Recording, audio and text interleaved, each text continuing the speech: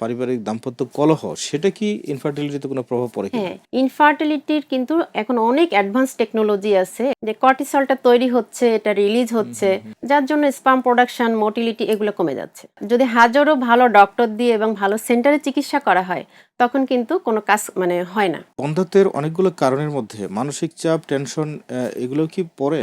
আচ্ছা, আমি বলেছি যে বন্ধ্যাত্বের মেল ফিমেল পার্টনারের যে বন্ধ্যাত্বের কজ, তার ভিতরে কিন্তু রিসেন্টলি বর্তমানে দেখা যাচ্ছে যে মানে ডিপ্রেশন বা এই যে টেনশন বা মেন্টাল স্ট্রেস, এটা কিন্তু একটা কারণ। এই যে মেন্টাল প্রতিটা দম্পতি কিন্তু আমাদের কাছে আসে, ইনফার্টাইল কাপল যারা এসে বলে যে ম্যাডাম আমরা কিন্তু ভীষণ স্ট্রেসের ভিতরে আছি, এবং আচ্ছা। অনেকে অনেক কথা বলে, পারিবারিক, সামাজিক, হাজবেন্ড, শ্বশুর বাড়ি, বাপের বাড়ি, অনেক ব্যাপার। হ্যাঁ, তারা ভীষণ স্ট্রেসের মধ্যে থাকে কাপলরা। এখন এই যে টেনশন বা স্ট্রেসটা, এখন এটা যে কত কি পরিমাণে হার্ম করে যে ট্রিটমেন্টের ক্ষেত্রে, চিকিৎসার ক্ষেত্রে, সেটা কিন্তু আমরা অনেকেই জানি না। জি। আমরা এটা যদি কাপলকে কাউন্সিলিং করতে পারি যে ইনফার্টিলিটির কিন্তু এখন অনেক অ্যাডভান্স টেকনোলজি আছে, এখন এআরটি বা অ্যাসিস্ট্যান্ট রিপ্রোডাক্টিভ টেকনিকের একেবারে সর্বোচ্চ পর্যায় পর্যন্ত আমাদের দেশে হচ্ছে। হ্যাঁ, এখন ইনফার্টিলিটি নিয়ে এত টেনশন করার কিছু নাই, বা এটা একটা স্বাভাবিক অন্য রোগের মতো, তাহলে কিন্তু কাউন্সিলিং করলে তারা অনেকটা টেনশন ফ্রি থাকে, তখন চিকিৎসা করতে একটু ইজি হয়। এবং আমরা যদি বুঝাই দিই যে আপনাদের যদি চিকিৎসা করতে যাই, তাহলে আমাদের সাথে থাকতে হবে, এটা একটা লং জার্নি, এবং টেনশন ফ্রি থাকতে হবে।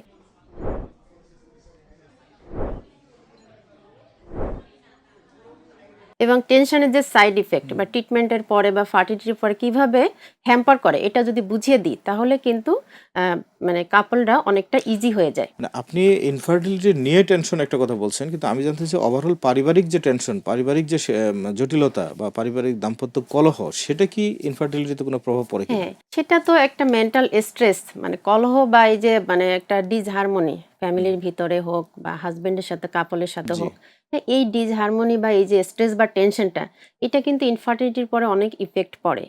আমাদের যে মেল ফিমেল দুই পার্টনারের ক্ষেত্রে কিন্তু এটা ইফেক্টিভ।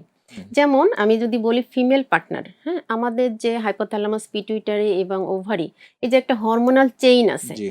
যে হাইপোথ্যালামাস থেকে যে আমাদের গোনাডোট্রপিন রিলিজিং হরমোন তৈরি হচ্ছে, এটা যে এলএইচ, এফএসএইচ এবং ইস্ট্রোজেন, প্রজেস্টেরন, বিভিন্ন রকম হরমোন আছে, যেটা আমাদের ফার্টিলিটির সাথে সরাসরি রিলেটেড। জি। এগটা বড় হওয়া, তারপরে হচ্ছে ওভুলেশন হওয়া বা ডিম ফোটা, এবং এমনকি ফার্টিলাইজেশন, সবকিছুর পরে কিন্তু ইফেক্ট পড়ে। এটা যদি যখন কোনো কাপল স্ট্রেসে বা টেনশনে থাকে বা এরকম ডিসহারমোনিতে থাকে, তখন আমাদের শরীর থেকে একটা হরমোন রিলিজ হয়, সেটা হচ্ছে কর্টিসল। জি।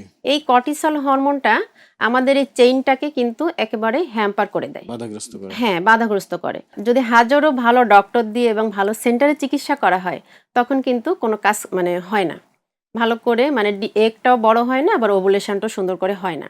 আরেকটা ব্যাপার হচ্ছে, এই কর্টিসলটা রিলিজ হলে আমাদের যে এন্ডোমেট্রিয়াম, যেখানে বাচ্চাটা বসবে, জি।